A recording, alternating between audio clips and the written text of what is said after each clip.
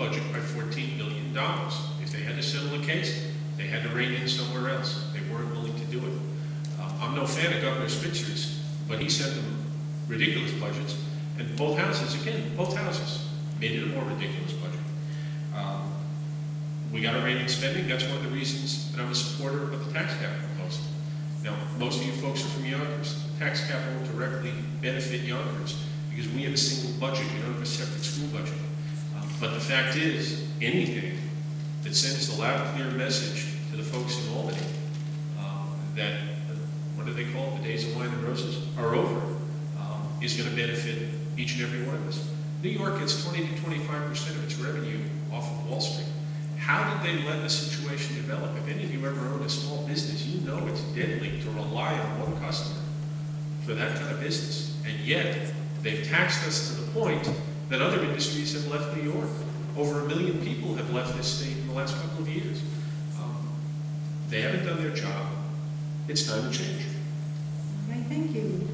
We have time for one final question.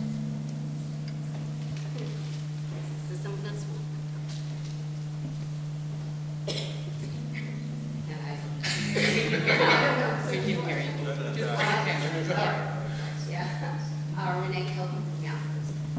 I have one suggestion, perhaps, that might help me cut, and I don't know whether either of you are in favor of it, but reform of the Rockefeller drug law, which incarcerates some 14,000 people. The law was enacted about 35 years ago, I think, and I think by all standards of other states, it's quite strict, and I think it represents something like 20% of those people in state prisons right now in New York.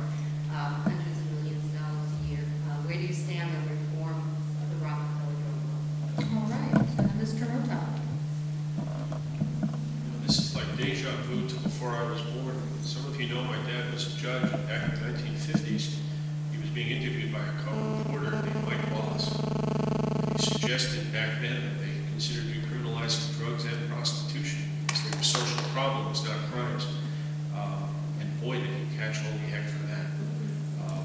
But the answer to your question is that absolutely the Rockefeller drug laws need to be reformed.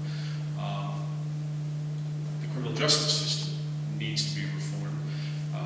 And if I dare echo my late father, I'm certainly not in any way, obviously, advocating that any kind of narcotic or drug is a good thing. But our entire approach, not just on the local level, but frankly on the national level, to our drug problem, is pouring money down the sinkhole and solving nothing. Please hold your Yes. Yes. Even when I was on the county legislature, when I chaired the legislation committee, one of the things that we would do, that I spearheaded, was sending to the state the plea to reform the Rockefeller drug laws. And as a state legislator, I am there. I want to have us look at this mandatory sentencing, and I mean, you're taking people out of communities, families are disrupted. There are things that we can and must do in terms of, you know, these types of drug situations, and it's not paying millions and millions and millions of dollars to keep people incarcerated when we can do better as a society. Thank you. That brings us to our closing statements, and Mr. Murtagh will go first. Thank you. You know, in a forum like this, they're helpful and useful. Unfortunately, we barely get to scratch the surface. So, unfortunately, we can only sort of talk in broad terms and almost in cliches. But you know that the system is broken, and again, your wallets and your pockets tell you the system is broken. You don't need anybody sitting at this green table to tell you that.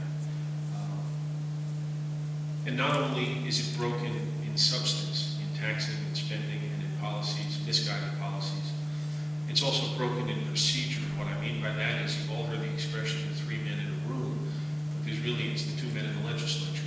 We have a system in Albany that is designed to allow 2 people, a Senate Majority Leader and an Assembly have to shake up that entire ossified system so that we can then move on to the next critical step of shaping and shaking up the substantive policies that we've been talking about. My record, and again, I know many of you, not all of you, are from Yonkers. I think my record speaks to the fact as a city councilman that if you send me to Albany, I'll be a loud, clear voice. I won't have to come here and explain to you what I've done to shake things up, just as I probably don't have to explain, but I will, what I've done in the city council in terms of term limits to end lifetime roles in City Hall, in terms of a brand new ethics code, which the New York Times once described as the toughest ethics code in New York State, which I wrote, in the terms of a new green building policy that will be the strongest in Westchester County, if not New York State, when our city council finishes taking it up in the next couple of weeks and months. I have a record of reform. You folks have seen it locally. You know you'll see it locally. Right, Mr. Cousins. Yes, I really want to thank the League for having this debate and allowing us this forum. When I ran in 2004, as I started, it was about reform. It was about shaking up Albany and creating an Albany that allowed us to have our views represented, allowed us to have transparency, allowed us to move forward in the way that New Yorkers deserve to move. In 2006, I ran again for the same reason, and thankfully, I was able to begin that work in the Senate. Now, a lot of the things that have been talked about, fundamental things, or fundamental changes that frankly can be made by the existing leadership. The Republican Senate refuses to do that. There are 2 to 3 men in a room because the Republican leadership in the Senate will continue that way unless we change the leadership. The governor has already indicated he is ready to open up the doors of government. It's our opportunity. We're moving in a way where we will have to rethink, reformulate government, and we need people who have a record not only of reform, as I do, from city government as well as county government, and certainly in state government, and a commitment to doing it. I'm not worried so much about term limits. I am worried about campaign finance reform, and I am worried about getting the voices to a level table where we can begin to really create a New York State legislature that makes us proud and does the residents justice. On November 4th, I really ask for your vote to continue the work that I've begun. We can change this, and we can change it together.